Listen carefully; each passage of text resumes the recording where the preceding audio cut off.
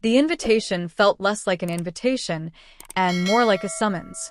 Sarah, my best friend since kindergarten, had this way of bulldozing through my carefully constructed comfort zones. "Come on, Mackenzie, you need to live a little," she chirped over the phone, her voice practically vibrating with forced enthusiasm. "It's just a pool party. Sunshine, music, cute guys, what's not to love?" Everything, actually. I was, to put it mildly, socially challenged.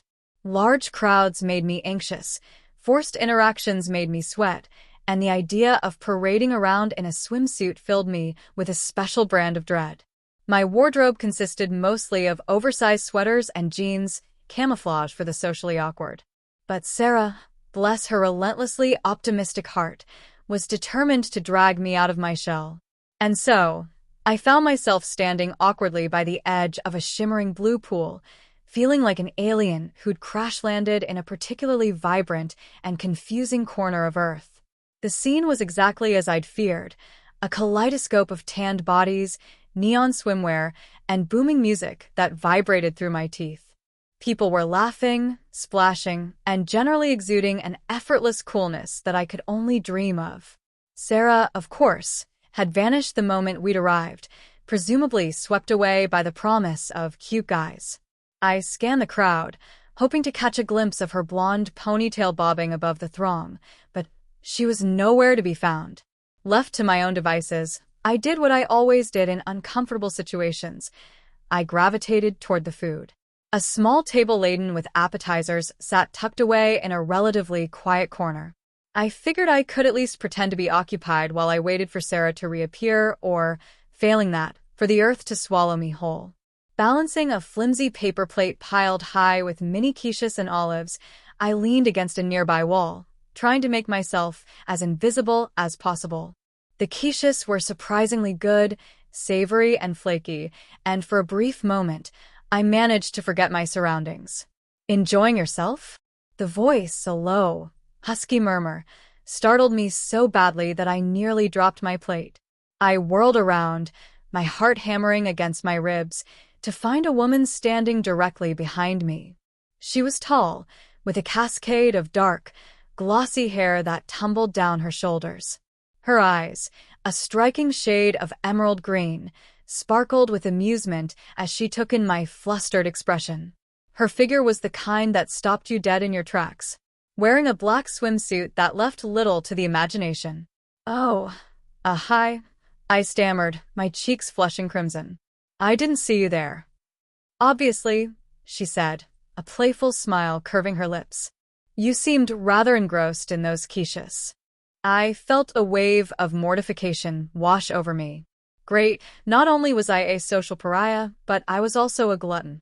"They're good," I mumbled, taking another hasty bite. She chuckled, a warm, throaty sound that sent a strange flutter through my stomach. "I'm Grace, by the way." She extended a hand, her touch sending unexpected tingles up my arm. "Mackenzie," I replied, my voice barely above a whisper. "Well, Mackenzie," Grace said, her eyes twinkling mischievously. "Are you always this shy, or is it just my overwhelming charm?" I swallowed hard, my mind racing. Was she flirting with me? Impossible. Women like Grace didn't flirt with women like me. I should probably go find my friend," I mumbled, backing away slightly. Grace stepped closer, blocking my path. "Oh, come on, don't be like that. Your friend can wait. Besides," she added, her voice dropping to a conspiratorial whisper, "I'm much more interesting than a pool full of sweaty brothers." I didn't know what to say. My brain seemed to have short-circuited, leaving me with nothing but a jumbled mess of thoughts and feelings. I wanted to run, to hide, to disappear. But I also found myself strangely drawn to Grace's confidence, her boldness, her undeniable allure. "Look," I said, my voice trembling slightly. "I really need to go." Grace studied me for a moment, her expression softening. "All right," she said finally, stepping aside. "But only if you promise to give me your number." "What?" I blurted out, completely taken aback. "Your number," she repeated, her smile widening. So, I can rescue you from another boring party sometime. I hesitated, my mind warring with itself. Giving her my number felt like crossing some invisible line, venturing into territory I wasn't sure I was ready to explore. But there was something about Grace, something undeniably captivating, that made me want to take the risk. Against my better judgment, I pulled out my phone and typed in my number. Grace took it, her fingers brushing against mine, sending another shiver through me.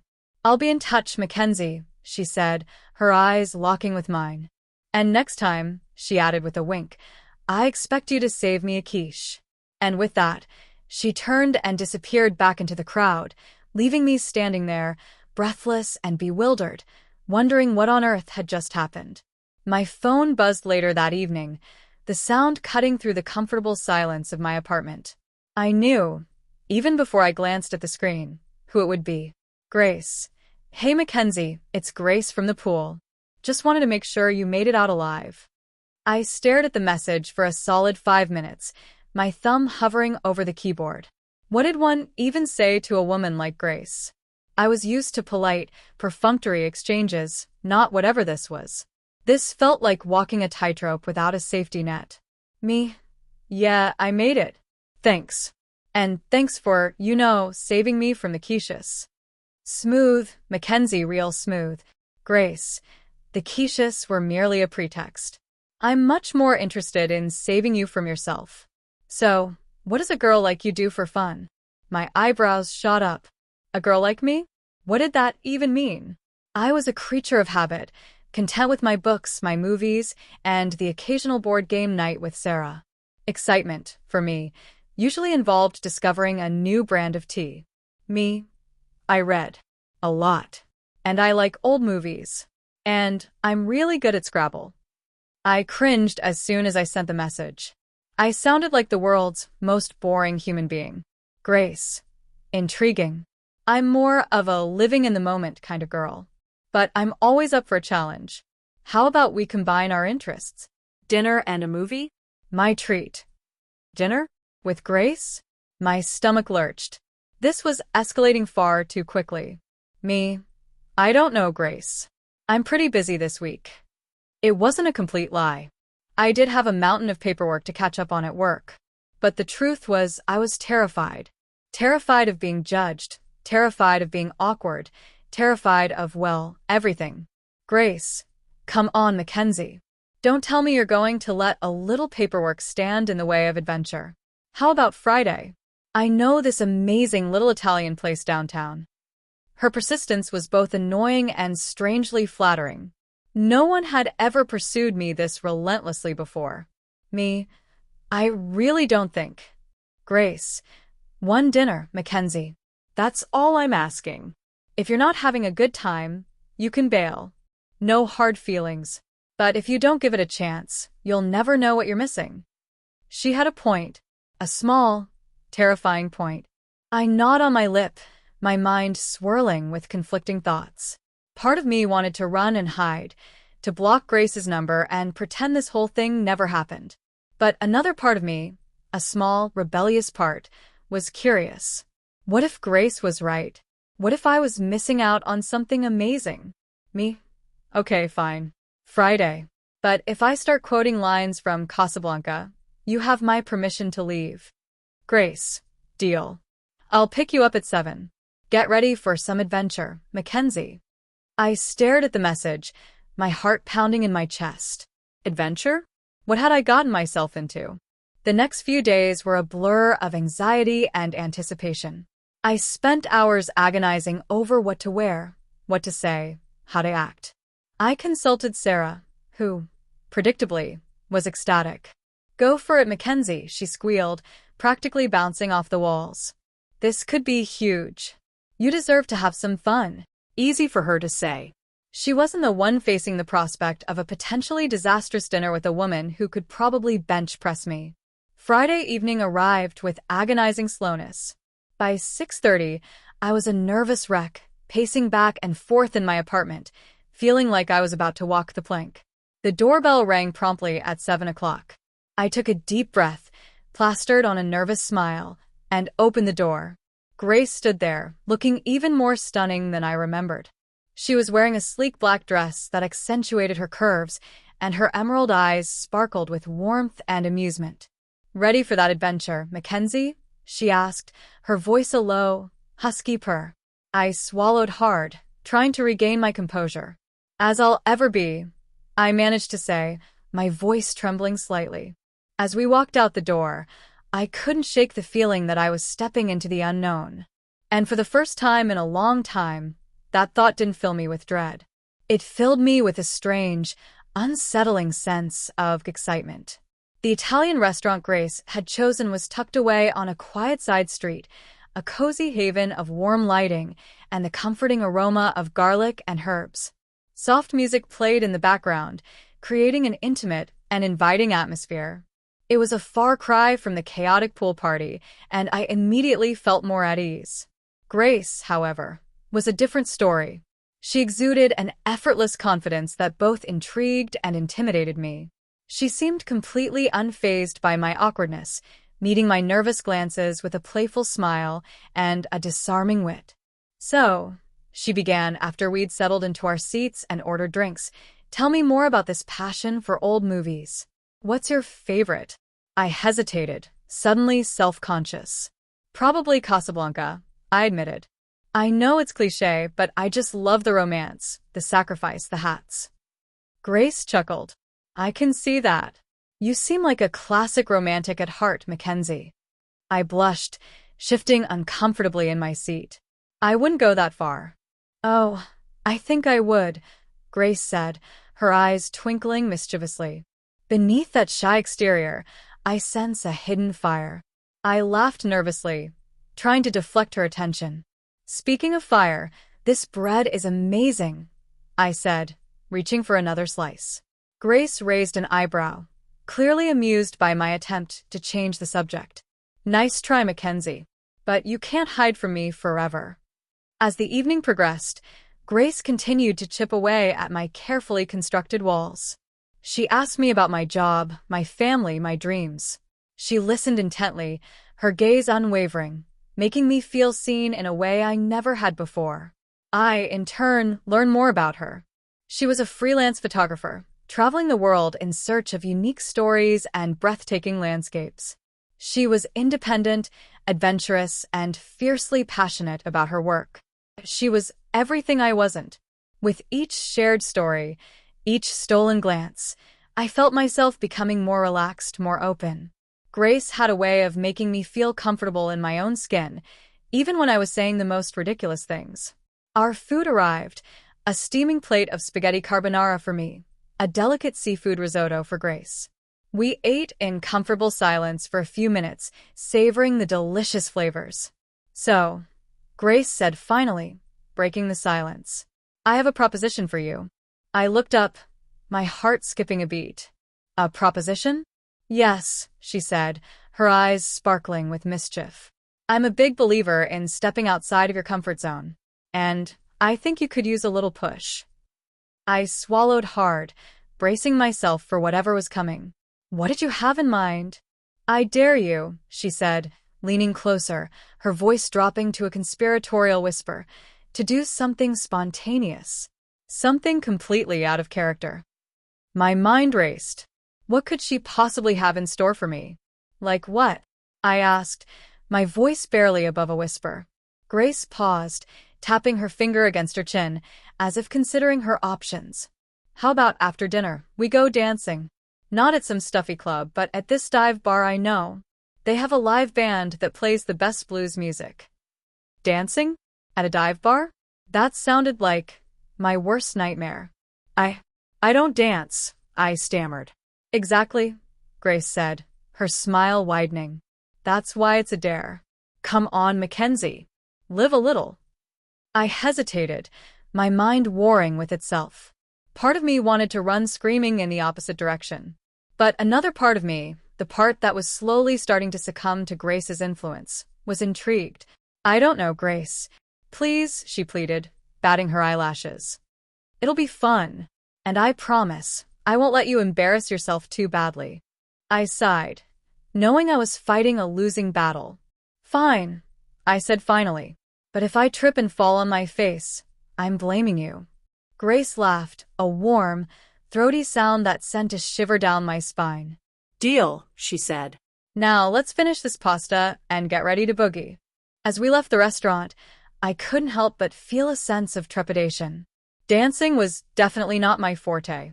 But as I looked at Grace, her eyes shining with excitement, I knew I couldn't back down. I had accepted the dare, and now I had to face the music, literally. The dive bar, true to Grace's description, was a dimly lit, smoky haven of blues music and cheap beer. The air hung thick with the scent of stale cigarettes and something vaguely resembling desperation. It was the kind of place my mother would have warned me to stay far, far away from. But Grace, of course, seemed completely at home. She navigated the crowded room with an easy confidence, her hand resting lightly on the small of my back as she led me toward the dance floor. The band was already in full swing, a soulful blues riff filling the room. The lead singer, a grizzled old man with a voice like gravel and a guitar that wailed like a heartbroken lover, belted out a mournful tune about lost love and broken dreams. I stood awkwardly at the edge of the dance floor, feeling like a fish out of water. People were swaying, grinding, and generally losing themselves in the music. I had no idea what to do. "Relax, McKenzie," Grace said, her voice barely audible above the music. "Just feel the rhythm." "I don't know how," I mumbled, my cheeks flushing crimson. Grace smiled, stepping closer and taking my hands in hers. "Just follow my lead," she said, gently pulling me onto the dance floor. I hesitated for a moment, then took a deep breath and surrendered. Grace moved with a natural grace and fluidity, her body swaying effortlessly to the music. I tried to mimic her movements, but I felt stiff and awkward, like a puppet with tangled strings. "Loosen up, McKenzie," Grace said, her eyes twinkling mischievously. "You're not a robot." I laughed nervously, trying to relax. But it was hard. I was so self-conscious, so aware of every wrong step, every awkward gesture. Grace, sensing my discomfort, pulled me closer, her body pressing against mine. The unexpected contact sent a jolt of electricity through me. "Just let go," she whispered in my ear, her breath warm against my skin. "Forget about everything else. Just focus on the music and on me." And slowly, hesitantly, I started to relax. I closed my eyes, focusing on the rhythm of the music, on the feel of Grace's hand in mine, on the warmth of her body against mine. And then something unexpected happened. I started to move. Not gracefully, not skillfully, but with a newfound sense of freedom and abandon. I swayed, I twirled, I even managed a few tentative steps. Grace laughed, a warm, throaty sound that filled me with a strange sense of joy. "See," she said. "I told you could do it." As the song progressed, I found myself becoming more and more lost in the music. I forgot about my awkwardness, my self-consciousness, my fear of embarrassment. I was simply present, in the moment, dancing with Grace. And then, during a particularly soulful guitar solo, Grace pulled me even closer, her arms wrapping around my waist. She looked at me, her eyes shining with an intensity that took my breath away. "You're amazing, McKenzie," she said, her voice barely above a whisper. "You know that, right?" I shook my head, my heart pounding in my chest. "I'm just dancing," I managed to say. "No," she said, her gaze unwavering. "You're more than that. You're beautiful, you're intelligent, and you're incredibly brave." I blushed, my cheeks burning with heat. "I'm not brave," I mumbled.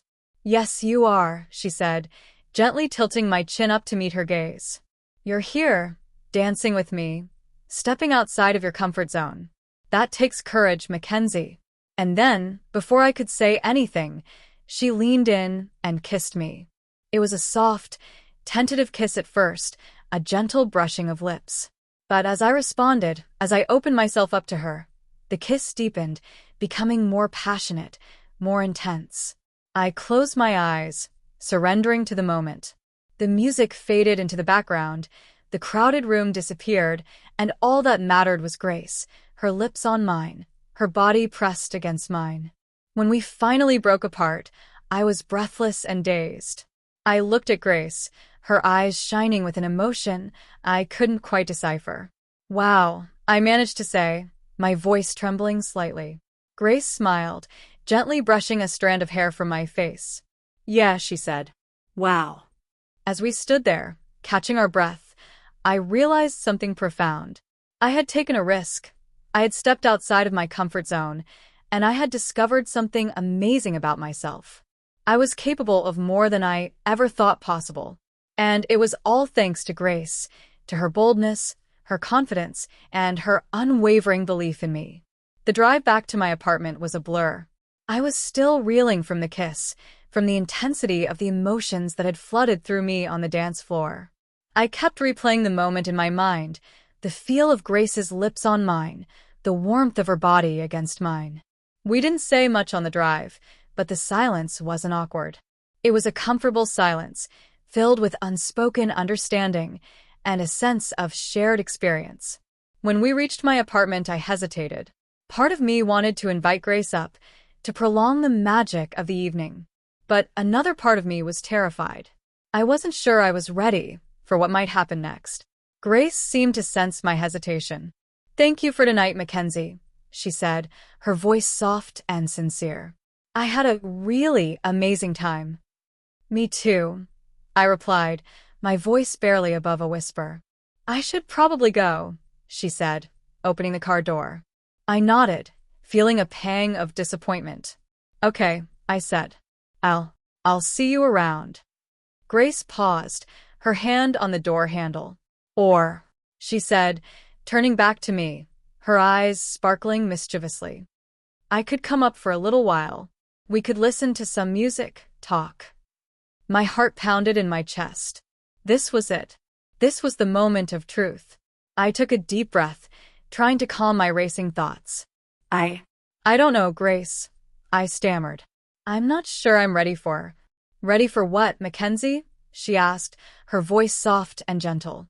"Ready for something real?" I looked at her, her eyes filled with warmth and understanding, and I knew that I couldn't deny it any longer. I was drawn to Grace in a way I had never been drawn to anyone before. I wanted to explore this connection, to see where it might lead. "Okay," I said finally, my voice trembling slightly. "Come up."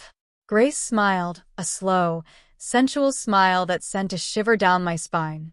She got out of the car and followed me up to my apartment. The apartment felt different with Grace inside. It suddenly seemed smaller, more intimate. I nervously gestured for her to sit on the couch while I went to put on some music. I chose a playlist of mellow jazz tunes, hoping to create a relaxed and sensual atmosphere.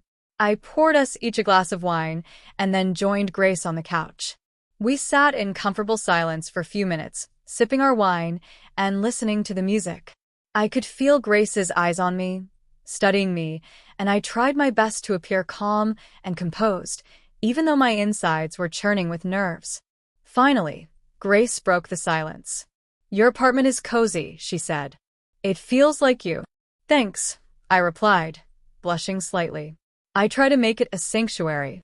"I can see that," she said, her gaze softening. "You seem like someone who values peace and quiet." "I do," I admitted. "I'm not really a party person." "I gathered that," she said, her lips curving into a playful smile. "But you surprised me tonight, McKenzie. I didn't think you had it in you to let loose like that." "I didn't either," I said, shaking my head. "I guess you bring out a different side of me." "I like that side," she said, her voice dropping to a husky whisper. "I like it a lot." She reached out and took my hand, her fingers intertwining with mine. Her touch sent a jolt of electricity through me. "McKenzie," she said, her eyes locking with mine. "I'm really attracted to you, and I want to kiss you again." My heart pounded in my chest. "I want you to kiss me too," I said, my voice barely audible. Grace leaned in, her lips brushing against mine. It was a soft, tentative kiss at first, a gentle exploration. But as I responded, as I opened myself up to her, the kiss deepened, becoming more passionate, more intense. Her hands moved to my face, cupping my cheeks, her thumbs gently stroking my skin. I closed my eyes, surrendering to the moment, letting myself get lost in the sensation. The kiss went on, building in intensity until I was breathless and trembling. Grace pulled away slightly, her eyes shining with desire. "Can I?" she whispered, her voice husky with need. I looked at her, her face flushed, her eyes filled with longing, and I knew that I couldn't resist her any longer. I wanted her, needed her, in a way I had never needed anyone before. "Yes," I whispered back, my voice trembling with anticipation. "Please." And with that, Grace kissed me again, and this time, there was no holding back. The kiss was a spark that ignited a fire. There was a hunger in it, a desperate need that mirrored my own. Grace's hands moved from my face to my neck, gently massaging the tense muscles as she deepened the kiss. I threaded my fingers through her hair, pulling her closer, wanting to feel every inch of her against me. We moved from the couch to the floor, a tangle of limbs and whispered sighs. Grace's dress rode up her thighs as she straddled me, her body a warm weight pressing me into the soft carpet. I moaned softly as she trailed kisses down my jawline, her breath hot against my skin. "You're so beautiful, McKenzie," she whispered, her voice husky with desire. "So incredibly beautiful." I blushed, feeling a surge of self-consciousness. I started to say, but she cut me off with another kiss, silencing my doubts and insecurities. Her hands began to explore, gently unbuttoning my shirt, her fingers teasing my skin. I gasped as she brushed her lips against my collarbone, sending shivers down my spine. "Grace," I whispered, my voice trembling with anticipation. She looked at me, her eyes filled with a burning intensity. "Is this okay, McKenzie?" she asked, her voice soft and sincere. "I want you, but only if you're sure." I looked at her, at the desire in her eyes, at the tenderness in her touch, and I knew that I had never been more sure of anything in my life. "Yes," I said, my voice barely audible. "I want this." Grace smiled, a slow, sensual smile that sent a jolt of electricity through me. She leaned down and kissed me again, and this time, there was no turning back. Clothes were shed, inhibitions were cast aside, and we surrendered ourselves to the moment. Grace was gentle and attentive, taking her time to explore every inch of my body, to awaken every nerve ending. She kissed me, touched me, and whispered words of encouragement and desire, making me feel beautiful, wanted, and cherished. I, in turn, responded with a newfound sense of freedom and abandon. I ran my hands over her body, marveling at the smoothness of her skin, the curve of her muscles, the softness of her curves. I kissed her, touched her, and told her how beautiful she was, how much she turned me on. As we explored each other, I felt a sense of liberation, a release from years of pent-up desires and insecurities. I had always been so afraid of intimacy, of vulnerability, of letting someone see the real me. But with Grace, I felt safe, accepted, and loved. The night unfolded in a symphony of touch, taste, and sound. We kissed, we caressed, we whispered words of love and desire. We explored each other's bodies with a sense of reverence and wonder. And then, finally, we came together, our bodies moving in perfect harmony. The pleasure was intense, overwhelming, a tidal wave of sensation that washed over me, leaving me breathless and trembling. As we lay entangled in each other's arms, our bodies slick with sweat, I felt a sense of peace and contentment I had never known before. I had surrendered myself to Grace, to the moment, and I had discovered a part of myself I never knew existed. The rest of the night was spent in a blissful haze of cuddling, kissing, and whispered conversations. We talked about our lives, our dreams, our fears. We laughed, we cried, and we shared secrets we had never shared with anyone before. As I drifted off to sleep, with Grace's arms wrapped around me, I knew that my life had changed forever. I had found something special, something real, something that I had been searching for my entire life. I had found love, and it was more beautiful, more intense, and more fulfilling than I had ever imagined possible. Waking up next to Grace was like stepping into a dream. The soft morning light streamed through the window, illuminating her face as she slept. Her dark hair was tousled around her shoulders, and her lips were slightly parted, as if she were still dreaming of our passion-filled night. I lay there for a long time, simply watching her, marveling at the beauty and vulnerability that she exuded in her sleep. I couldn't believe that this incredible woman was lying next to me, that she had chosen to share such an intimate part of herself with me. A wave of panic washed over me. What had I done? McKenzie, the queen of caution and predictability, had thrown all caution to the wind and had a passionate night with a woman I barely knew. I sat up slowly, trying not to wake Grace. I needed to clear my head, to process what had happened. I tiptoed to the kitchen and made myself a cup of coffee, my hands trembling slightly as I poured the hot liquid into the mug. As I sat at the kitchen table, sipping my coffee, the memories of the night came flooding back. The kiss on the dance floor, the intimate conversations, the passionate lovemaking. It had all been so intense, so overwhelming, so perfect.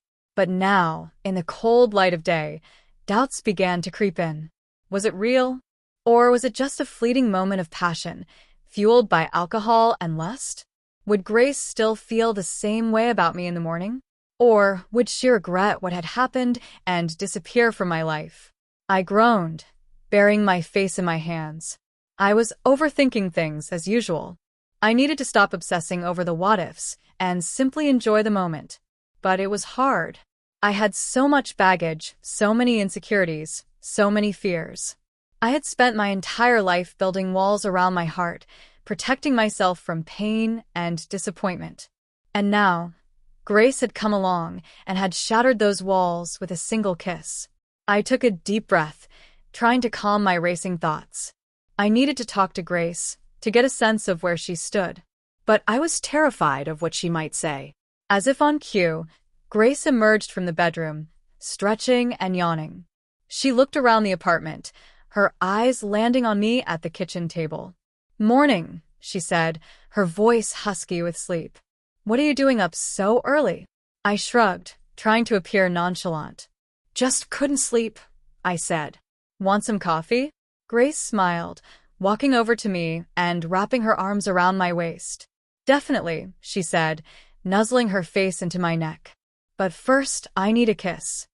I turned in my chair and kissed her, her lips soft and warm against mine.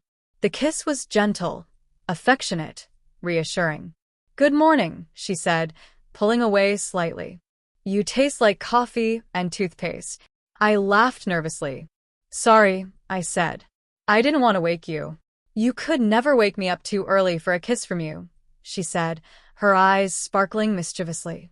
She poured herself a cup of coffee and joined me at the table. We sat in comfortable silence for a few minutes, sipping our coffee and enjoying each other's company. Finally, I couldn't stand it any longer. I had to know where I stood. "Grace," I said, my voice trembling slightly. "About last night." She looked at me, her expression softening. "What about it, McKenzie?" she asked, her voice gentle and reassuring. I just don't want you to think that I stammered, struggling to find the right words. Grace reached out and took my hand, her fingers intertwining with mine. "That you what, McKenzie?" she asked, her gaze unwavering. "That you regret it? That it was a mistake?" I shook my head vehemently. "No," I said. "Definitely not. It was amazing, but I'm just not sure where we go from here." Grace smiled, her eyes filled with understanding. "We go wherever you want to go, McKenzie," she said. "There's no pressure, no expectations. We can take things slow, see where they lead. Or we can jump in head first if that's what you want." I looked at her, at the sincerity in her eyes, at the openness in her expression, and I knew that I could trust her. I could trust her with my heart, with my fears, with my insecurities. "I want to see where it leads," I said finally, my voice trembling with emotion. "I want to explore this with you." Grace smiled, her eyes shining with joy. "Then that's what we'll do," she said. Together. The weeks that followed were a whirlwind of dates, laughter, and shared experiences. Grace patiently peeled back the layers of my carefully constructed shell, revealing a side of myself I never knew existed. She encouraged me to embrace my passions, to step outside my comfort zone, and to be unapologetically myself. We explored art galleries, hiked scenic trails, and cooked elaborate meals together. We spent hours talking, sharing our hopes, dreams, and fears. And, of course, we continued to explore our physical connection, discovering new levels of intimacy and pleasure. There were challenges, of course. I struggled with feelings of insecurity and self-doubt. I worried about what my family and friends would think. And I sometimes found myself retreating back into my shell, overwhelmed by the intensity of my feelings for Grace. But Grace was always there, patient and understanding. She listened to my fears, reassured me of her love, and gently nudged me back toward the light. She helped me to see that my insecurities were just stories I had been telling myself for years, and that I had the power to rewrite those stories. One evening, as we were lying in bed, cuddling after a particularly passionate encounter, I finally voiced the fear that had been gnawing at me for weeks. "What if this isn't real, Grace?" I asked, my voice barely above a whisper. "What if it's just a fleeting infatuation? What if you wake up one day and realize that you've made a mistake?" Grace looked at me, her eyes filled with tenderness. She gently cupped my face in her hands and kissed me softly on the lips. "McKenzie," she said, her voice soft and sincere, "I know that you have a hard time trusting people, especially when it comes to your heart. But I want you to know that what we have is real. It's not a fleeting infatuation, and it's definitely not a mistake." She paused, taking a deep breath. "I love you, McKenzie," she said, her eyes locking with mine. "I love your shyness, your intelligence, your quirky sense of humor. I love the way you look at me, the way you make me feel. I love everything about you." Tears welled up in my eyes as I listened to her words. I had never heard anyone say those words to me before, and I had never felt so loved, so accepted, so completely understood. "I love you too, Grace," I said, my voice trembling with emotion. "I never thought I was capable of feeling this way, but you've shown me that anything is possible." We spent the rest of the evening talking, sharing our hopes and dreams for the future. We made plans to travel the world together, to start a family, to grow old together. As I drifted off to sleep, with Grace's arms wrapped around me, I knew that my life had changed forever. I had found love, I had found happiness, and I had finally found myself. The journey ahead wouldn't be easy. There would be challenges, obstacles, and moments of doubt. But I knew that as long as I had Grace by my side, I could face anything. I had embraced the unknown, and it had led me to the most beautiful and unexpected place of all, a love that was true, a love that was real, a love that would last a lifetime. And as I closed my eyes, I smiled, knowing that my story, our story, had only just begun.